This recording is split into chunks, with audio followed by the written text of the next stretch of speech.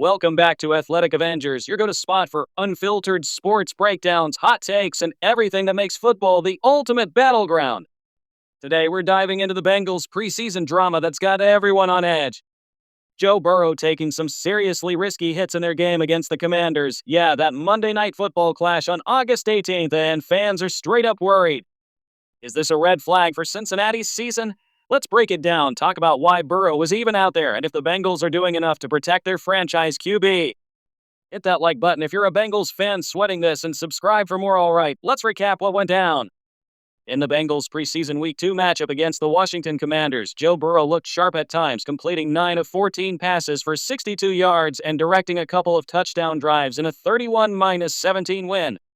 But the real story? Those hits. Burrow got sacked for a massive 17-yard loss. Brought down on a scary horse collar tackle that had everyone holding their breath and was under pressure from the jump. ESPN analysts were straight up concerned, with Joe Buck even advising Burrow to just go down and slide to avoid injury. Burrow survived his 5 series without major damage, but man, it was reckless, especially with his injury history like that wrist surgery last year and the ACL tear before that. Football fans are losing it online. Tweets are flooding in like, why risk Burrow in preseason? It's just tackle football, but come on! Others are sharing headlines left and right, worried this could derail the Bengals' Super Bowl hopes before Week 1 even hits. Stephen A. Smith blasted head coach Zach Taylor, calling it stupid to keep him in, saying Burrow's health is the franchise's biggest asset. And honestly, Avengers, I get the panic. Burrow's the heart of this team, and one bad hit could change everything. So why was Joe Burrow even suiting up for preseason snaps? Star QBs often sit these out to avoid exactly this kind of risk. But this year, things are different for the Bengals. Under Zach Taylor, starters have played sparingly in the past, but in 2025, they're ramping it up.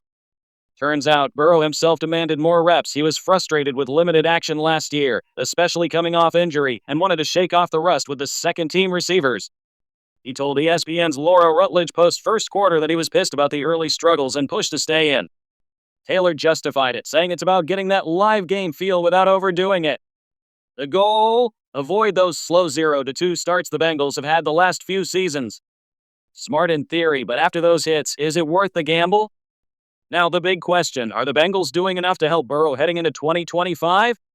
Protection has been Cincinnati's Achilles' heel for years. Burrow has been sacked more than any QB since he entered the league. They've made moves like signing left tackle Orlando Brown Jr. a couple years back, and firing offensive line coach Frank Pollock this offseason to shake things up. Their 2025 offseason got mixed reviews. Some outlets ranked their moves among the NFL's most impactful, focusing on bolstering the line and adding depth. But ESPN ripped them with a C+ grade, calling it a disappointment in free agency and the draft for not going all in on O-line upgrades. Burrow's got weapons like Yamar Chase and T. Higgins, and he's optimistic, saying he can improve even more this year. But fans on Reddit are split. Some say the Pollock firing was the key protection move. Others argue they're still not doing enough, especially after that preseason O-line looked shaky. Bottom line, they've invested, but if Burrow's getting lit up in preseason, the regular season could be brutal unless that line gels fast. Avengers, this preseason scare is a wake-up call for the Bengals. Protect Burrow at all costs, or risk another injury-plagued year. With his talent and that offense, they could be contenders, but only if the O-line steps up.